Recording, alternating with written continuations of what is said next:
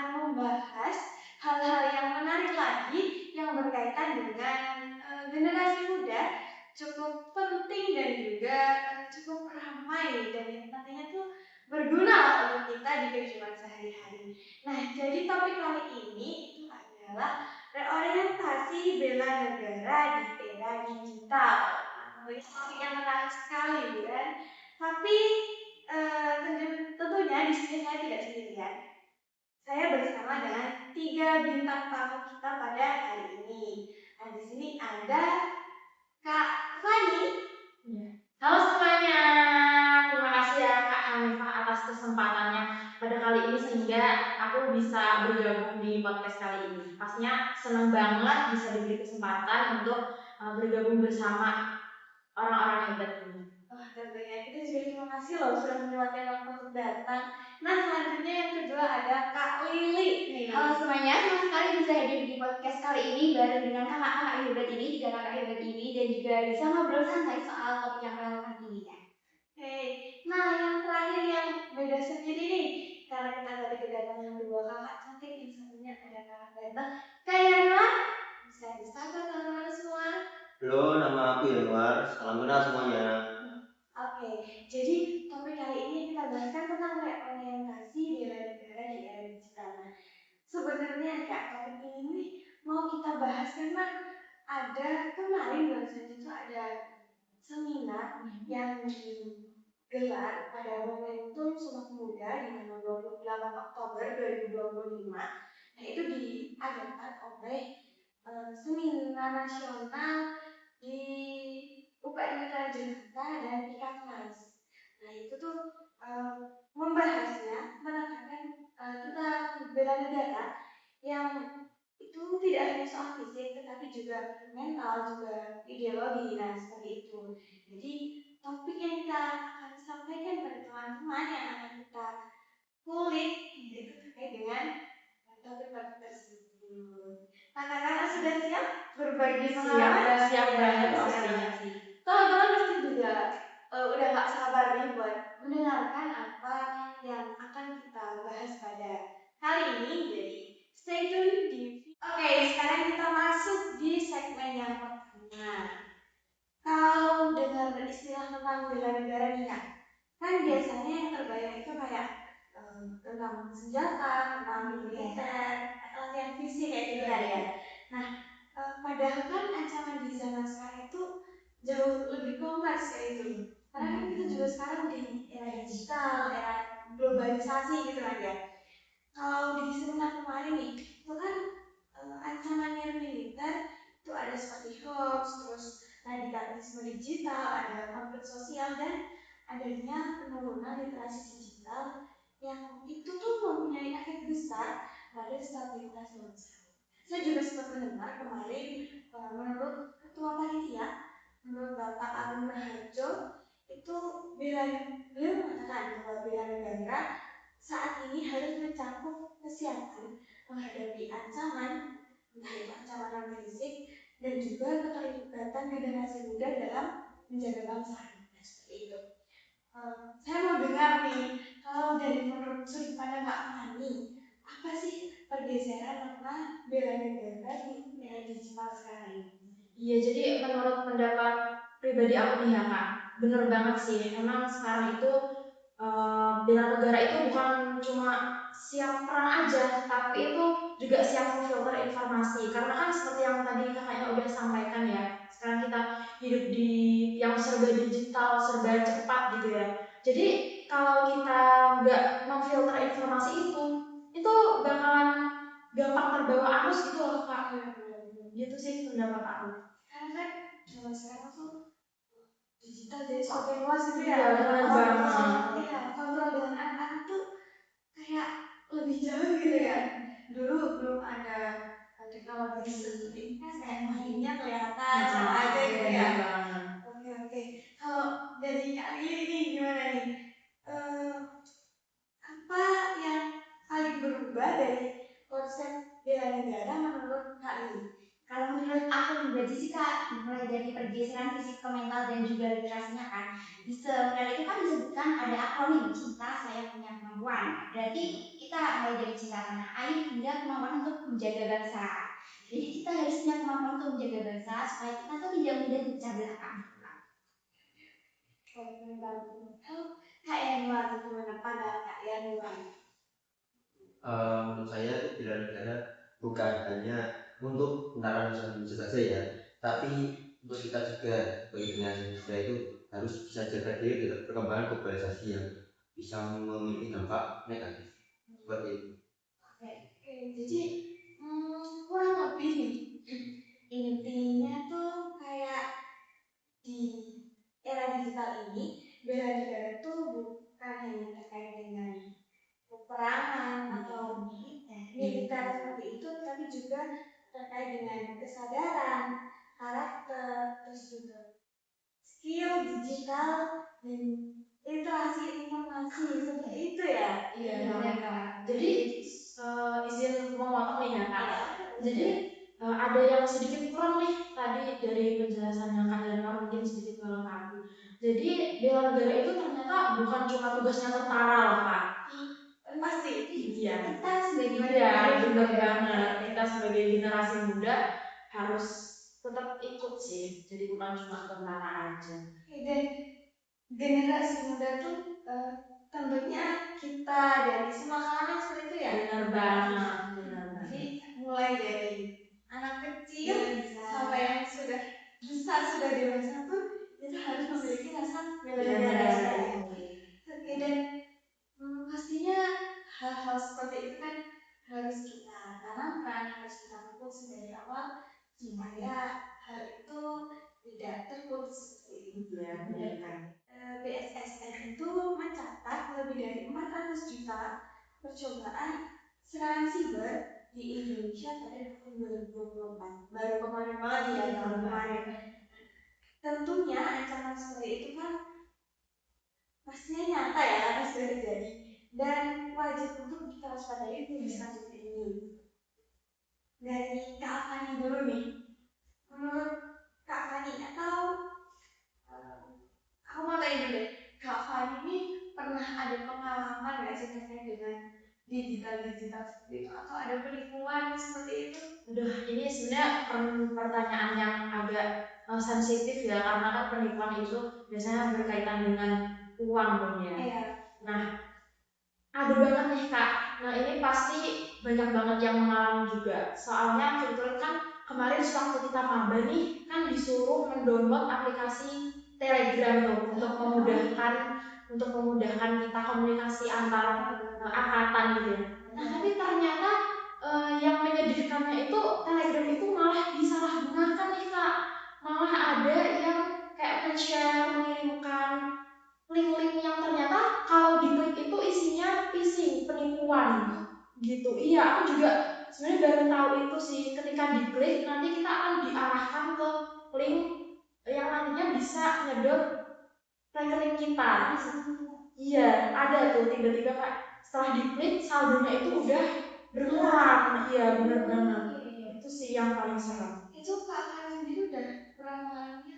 Nah, untungnya nih Kak, aku sendiri pribadi sih belum ya, karena kan ya alhamdulillah banget, karena ya itu diberitahu dari orang-orang sebelumnya yang kebetulan dia udah pernah sendiri mengalami.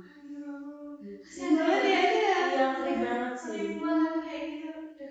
Kita harus lebih hati-hati di digital era ini.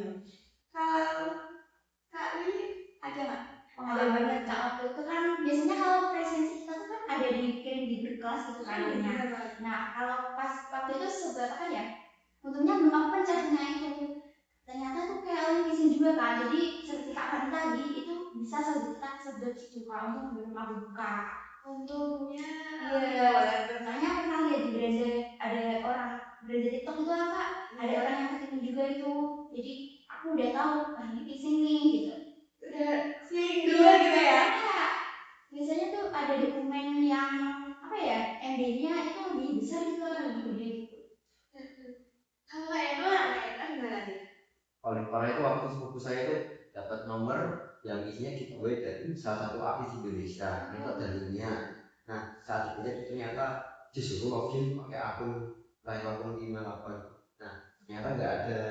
Masuk saya sumpah kasihan terus bisa terus terus ini ada lagi nomor itu apa, nomor yang nelpon katanya keluarga yang kecelakaan dia sering banget kan transfer beberapa juta gitu, tapi ternyata nggak ada yang kecelakaan. Nah itu di dalam situ juga. Nggak aman aja. Nah saya sudah tahu. Jadi udah antisipasi ya kak ya. Sudah.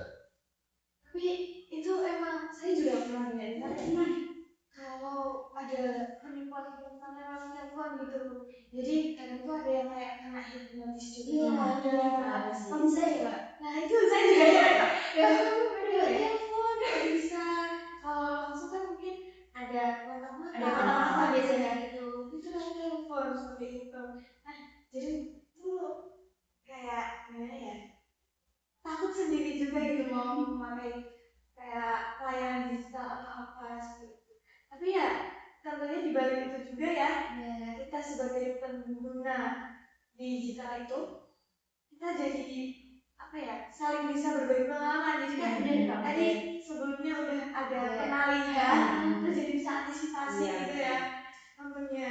Jadi di balik sisi negatifnya tuh tetap ada sisi positifnya gitu ya. Terus kan ini tadi dari pengalaman-pengalaman yang ada nih, kayak yang menjadi target itu di generasi kalangan yang generasi muda gitu. Nah menurut kakak-kakak sekalian nih, kenapa generasi muda ini menjadi target utamanya sih? Kalau mungkin dari aku dulu nih ya kak, kenapa sih kok generasi muda yang sering banget dijadiin target penipuan digital gitu? Karena ya sebagian pengguna digital itu kan dari kita sendiri ya, dari generasi muda, jadi mudah dijadiin target gitu. Terus kadang juga maksudnya mereka tahu gitu kalau kebanyakan generasi muda kan mudah tergiur gak sih kak?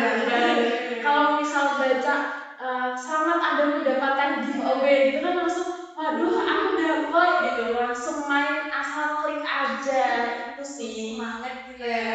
iya nggak dipilih-pilih dulu, jadi itu sih yang bikin mudah kena tipu. Imannya berarti perlu dikuatkan lagi Iya, gitu ya, jangan gampang gampang percaya. Oke. Kalau Kak Lilik sama Kak Yanuar nih, gimana? Sama dulu nih. Aku sendiri, aku dulu ya. Kalau dari aku sendiri itu kan kita juga aktif online banget di media sosial kan, kalau anak muda zaman sekarang ini. Dan juga kita seringkali tuh multitasking gitu ya kak. Jadi penipu itu tahu kalau kita tuh seringnya tuh terburu-buru gitu kak. Kalau ada apa-apa itu pasti langsung dipencet gitu. Menurut aku ya. Oke. Kalau Kak Yanuar? Menurut saya, menurut itu target utama bukan hanya generasi muda ya. Generasi tua juga bisa kena efeknya, tapi yang paling parah sebenarnya generasi tua, karena kan orang tua kita sendiri itu kan gaptek kan. Iya, Kadang kan bener sih. misalnya, nah ini kenapa kok bahasanya ganti, jangan ganti gimana? Iya. Misalnya kayak ada pesan, mama aku minta bisa dari nomor ini nomor dia nggak dikenal, ya mereka mesti ditransfer ke Percaya dalam, gitu ya. padahal itu bukan nomor kita. Perlu ada pembelajaran untuk generasi yang tua gitu ya.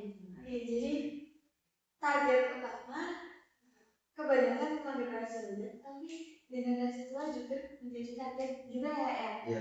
Karena terkait dengan minimnya kompetensi seperti itu ya. Nah itu dia, kayak ngomong-ngomong kita kaitkan lagi sama bela negara nih. Jadi ini juga penting gitu bela negara terkait dengan hal seperti ini kan ya. Kayak kita sebagai generasi muda kita harus belajar lagi terkait dengan waspada seperti itu, terkait dengan hoax, terus radikalisasi seperti itu, dan kita langsung juga kita sampaikan ke generasi yang tua, generasi mungkin bahkan lansia yang memakai gadget seperti itu. Jadi kita bisa saling waspada, bisa aware seperti itu. Jadi bahayanya cukup membahayakan ya terkait dengan literasi digital gitu. Jadi teman-teman semua nih, kita sebagai generasi muda dan juga kalangan-kalangan anak muda, atau bahkan kalau ini yang menonton dari kalangan yang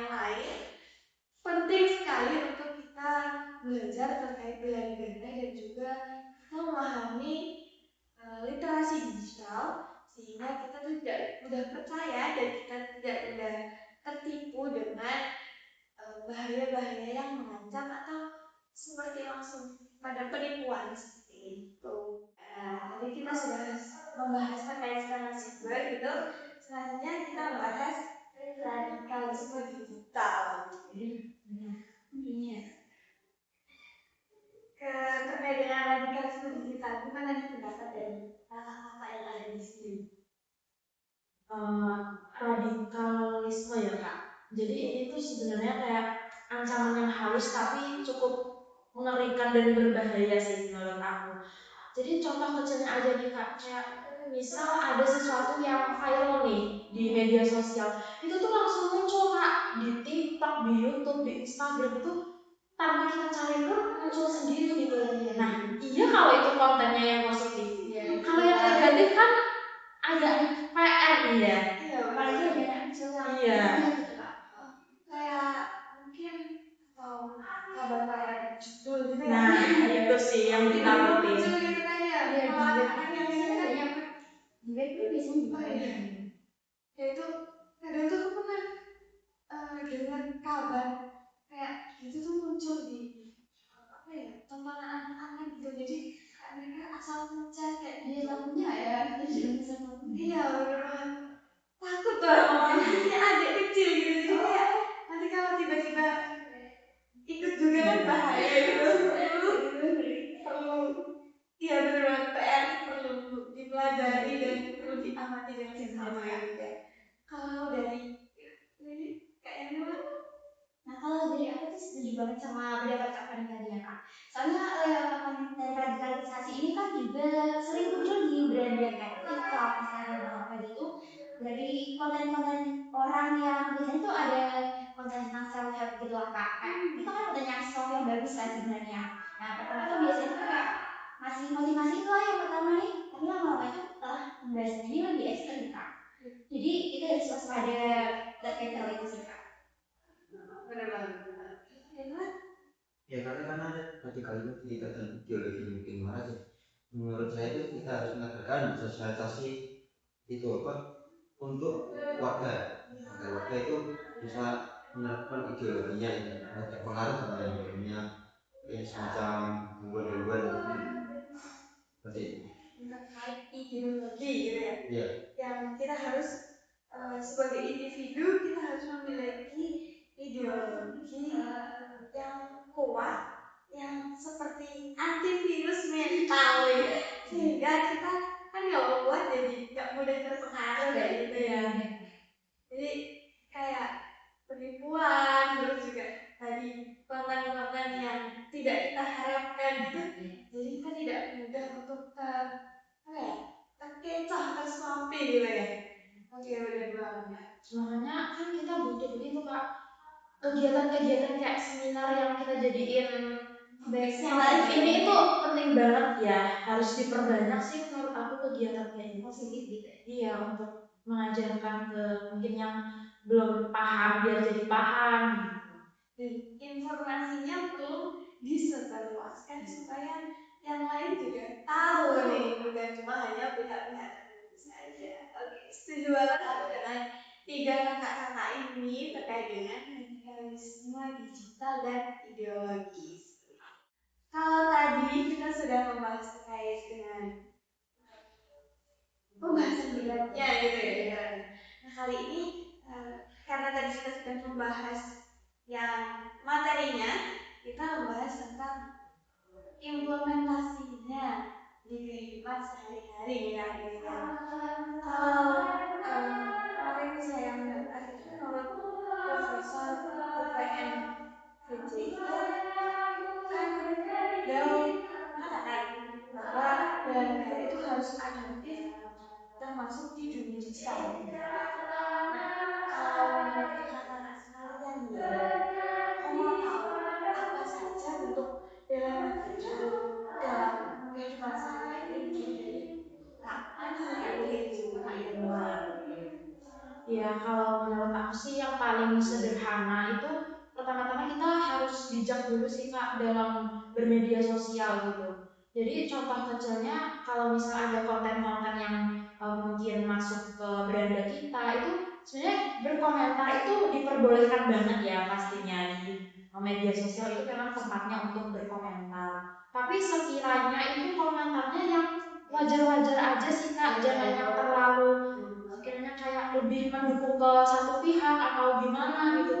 Soalnya nanti kalau gitu sih jatuhnya semakin memperkeruh suasana sih. Jadi tidak cenderung ke pro kontra, Iya, lebih ke netral supaya bisa meredam yang lain. benar. Iya, seperti itu. Dari Kak Lilik dulu nih. Oke. Kalau dari aku itu caranya yang pertama kita terus verifikasi informasi ya Kak. Jadi sebelum kita nge-share sesuatu kita harus pastiin dulu itu baik atau enggak gitu. Terus juga kalau misal kita salah nge-share informasi itu kita jadi bisa ikut melemah bazar gitu Kak. Berarti kita harus tahu dulu nih kebenarannya gitu Iya. ya. Kalau Kak Endra menurut saya. Kalau menurut saya ini jaga data diri juga penting ya. Ini izin Kak, saya mau ngomong ke kamera. Baik, yang pertama, jangan pakai password yang mudah diingat kayak nama kalian atau tanggal lahir kalian ya. Pakai password yang memiliki angka-angka aneh, misalnya 6 aksar A kecil seperti itu. Yang kedua, jangan klik link sembarangan, bisa dikirim dari nomor yang tidak dikenal, sejadi itu phishing atau palsu. Yang ketiga yaitu kita harus waspada pesan dari nomor yang tidak dikenal. Kalau bisa pakai aplikasi yang bisa melacak nomor.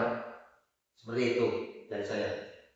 Oke, terima kasih ya teman-teman ya sudah diingatkan ya teman-teman yang ada di rumah, yang ada di manapun nih terkait dengan menjaga privasi mereka seperti itu ya Kak ya.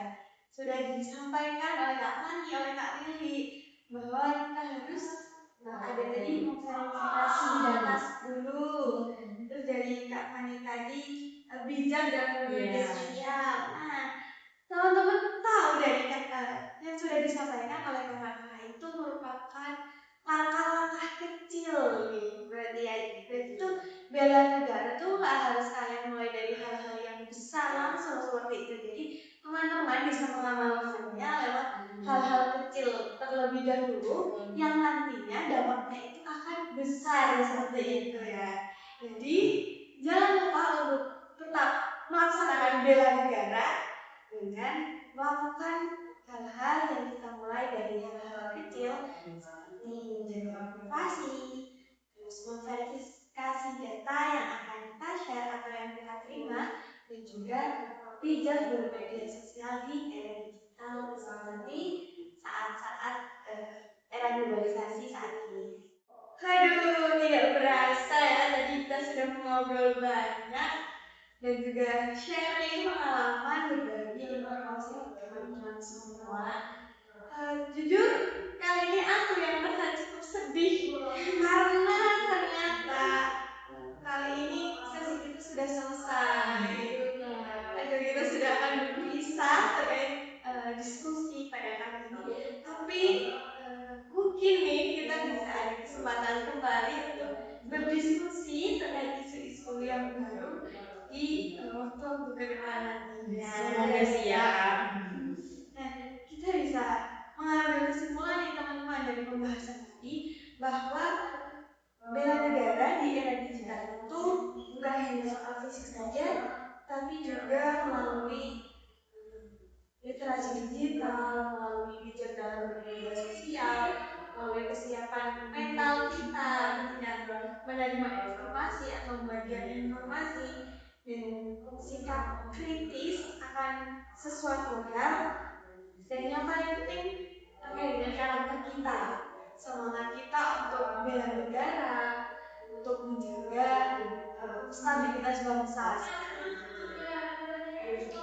Nah, karena kita sudah di penghujung podcast, sebelum berpisah aku mau dengar kalimat motivasi nih atau closing statement dari Kak Fani, dari Kak Lili, dan Kak Yanuar yang bisa kita sampaikan dengan teman-teman yang ada yang menonton video lah seperti itu. Mungkin bisa dimulai dari siapa dulu? Oh iya. Jadi pertama-tama sekali lagi aku mau mengucapkan kepada Kak Hanifah, Kak Lili dan Kak Yanuar sini udah sangat terbuka untuk aku ikut diskusi pada hari ini. Jadi untuk penonton di rumah ya yang sedang menonton podcast ini, jadi aku punya satu pesan kecil nih untuk kalian semua. Cukup singkat kok pesannya. Jadi mulai dari diri sendiri, dari hal kecil dan mulai dari sekarang. Terima kasih. Iya, teman-teman, mulai dari hal kecil dan mulai dari sekarang. Bagus banget. Kak Lili, gimana nih? Nah, kalau aku gini Kak, aku setuju banget sama tadi Kak Fari mulai dari hal kecil ya.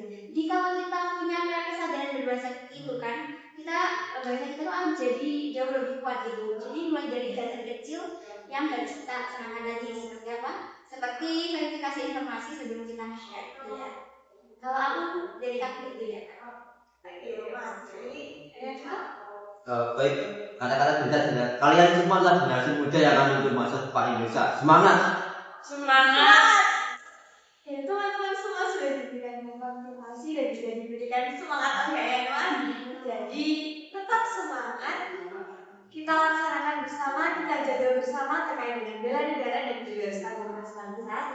Terima kasih untuk Kak Fani, Kak Lili, dan Kak Yanuar yang sudah menyediakan waktunya, meluangkan waktunya untuk kita berkumpul dan juga sharing pengalaman untuk teman-teman semuanya. Aku mau minta maaf kalau selama bertemu ini ada kalimat yang jadi terima kasih juga untuk penonton yang sudah mendengarkan sampai akhir. Dari kita cukup ya. Oke, selamat berjumpa kembali.